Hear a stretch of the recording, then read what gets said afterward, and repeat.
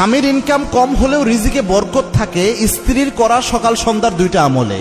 এই দুইটা আমল এত জরুরি, একজন স্ত্রী যদি করে, যেহেতু স্ত্রীর রিজিক স্বামীর মাধ্যমে আসে, ওই স্বামীর রিজিকে বরকত হয়ে যায়। সুবহানাল্লাহি বিহামদি। তার মধ্যে 1 নাম্বারের চেয়ে 2 নাম্বারটা আরো বেশি জরুরি।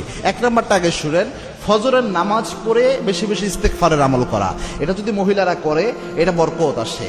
কেননা ফজরের সময়টার ব্যাপারে আল্লাহর হাবিব বলেছেন, আল্লাহুম্মা বারিক লি উম্মতি ফি বুকুরিহা, ফজরের সময় হে আল্লাহ আপনি আমার উম্মতের জন্য বরকত দেন। আর এই হাদিসে এসেছে ফজরের সময় বরকত এবং রহমত নিয়ে ফেরেশতারা আসে। এই সময় ইস্তেগফার করতে পারলে মাল্লাজিম আল ইস্তেগফার, ইস্তেগফারের সাথে যে লেগে থাকে, 3টা পুরস্কার আল্লাহ দেয়। একটা হচ্ছে তার মধ্যে যে আল্লাহ রাব্বুল আলামিন ওয়া ইয়ারযুকহু হাইসু লা ইয়াহতাসিব, এমন জায়গা থেকে রিজিক দেয় যা বান্দা কল্পনাও করে নাই। এজন্য 1 নাম্বার, আপনি বেশি বেশি ফজরের সময় ফজরের নামাজ পড়ে ইস্তেগফারের আমল করবেন। আস্তাগফিরুল্লাহ আস্তাগফিরুল্লাহ, ঘর ঝাড়ু দিচ্ছেন এই আমল করতে থাকেন। 2 নাম্বার হচ্ছে মাগরিবের পর সূরা ওয়াকিয়ার আমল করবেন। আব্দুল্লাহ ইবনে মাসউদ রাদিয়াল্লাহু আনহু যখন অসুস্থ, তখন ওসমান রাদিয়াল্লাহু আনহু বললেন, তোমার ঘরে তো মেয়ে সন্তান, কোনো ছেলে নাই, তো এই ক্ষেত্রে তোমার ইন্তেকাল হয়ে গেলে তোমার মেয়েরা কিভাবে চলবে?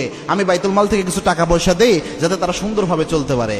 আব্দুল্লাহ ইবনে মাসউদ বললেন, তার কোনো প্রয়োজন নাই, আমার মেয়েদেরকে আমি সূরা ওয়াকিয়ার আমল করতে শিখিয়েছি। আল্লাহর হাবিব বলেছেন যে এই ঘরে সূরা ওয়াকিয়ার আমল হয়, দরিদ্রতা এই ঘরে কখনো স্পর্শ করে না, রিজিকের কমতি পড়ে না। ঠিকই তার মেয়েরা কখনো রিজিকের অভাবে পড়ে নাই।